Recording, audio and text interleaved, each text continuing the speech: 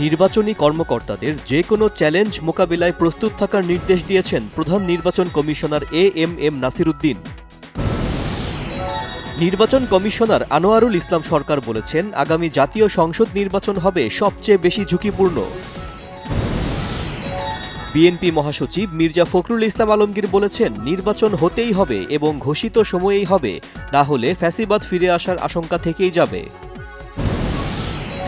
বিএনপির স্থায়ী কমিটির সদস্য সালাহ উদ্দিন আহমদ বলেছেন, একটি পক্ষ নির্বাচন নিয়ে ধোঁয়াশা তৈরি করছে, আলাপ আলোচনার মাধ্যমে রোড ম্যাপের বিষয়ে সিদ্ধান্ত নেয়ার তাগিদ। প্রধান উপদেষ্টা প্রতিশ্রুতি ভঙ্গ করে নির্বাচনী রোডম্যাপ ঘোষণা করেছেন। এই রোডম্যাপ একটি সুষ্ঠু নির্বাচনকে ভণ্ডুল করার নীল নকশা, মন্তব্য জামায়াতে ইসলামী নায়েবে আমির ডাক্তার সৈয়দ আব্দুল্লাহ মোহাম্মদ তাহেরের। এবি পার্টির সাধারণ সম্পাদক ব্যারিস্টার আসাদুজ্জামান ফুয়াদ বলেছেন, তাদের আশা ছিল নির্বাচনী প্রচারণার কিছু ব্যয় রাষ্ট্র বা নির্বাচন কমিশন বহন করবে, কিন্তু রোডম্যাপে তেমন কিছু দেখা যায়নি।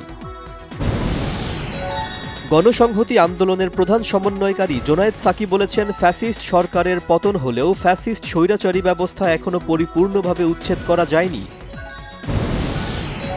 গণ অভ্যুত্থানের অস্তিত্ব রক্ষায় আপোষহীনভাবে ঐক্যবদ্ধ হতে রাজনৈতিক দলগুলোর প্রতি আহ্বান জানিয়েছেন গণ অধিকার পরিষদের সভাপতি নুরুল হক নূর। সাবেক মন্ত্রী আব্দুল লতিফ সিদ্দিকী সহ ১৬ জনকে কারাগারে পাঠিয়েছে আদালত। অন্যদের মধ্যে রয়েছেন ঢাকা বিশ্ববিদ্যালয়ের অধ্যাপক শেখ হাফিজুর রহমান কার্জন ও সাংবাদিক মঞ্জুরুল আলম পান্না। পররাষ্ট্র উপদেষ্টা তৌহিদ হোসেন বলেছেন, জুলাই অভ্যুত্থানে নেতৃত্ব দেয়া তরুণরা বাংলাদেশের রাজনীতি ও প্রতিষ্ঠানগুলোকে পুনর্গঠন করবে। তরুণদের সাহস ছাড়া দেশের বর্তমান রূপান্তর সম্ভব হতো না।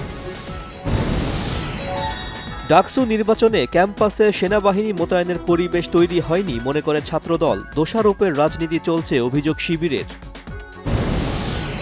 ফিলিস্তিনি গণহত্যার প্রতিবাদে ঢাকায় মার্চ ফর গাজা কর্মসূচি পালন করেছে বিভিন্ন ইসলামিক সংগঠন। জুমার নামাজ শেষে জাতীয় মসজিদ বায়তুল মোকাররমের দক্ষিণ গেটে এ কর্মসূচি পালন করা হয়। নারায়ণগঞ্জ জেলা আইনজীবী সমিতি নির্বাচনে জয় পেয়েছে জাতীয়তাবাদী আইনজীবী ফোরাম। অ্যাডভোকেট সরকার হুমায়ুন কবির সভাপতি এবং অ্যাডভোকেট এইচ.এম. আনোয়ার সাধারণ সম্পাদক নির্বাচিত হয়েছেন।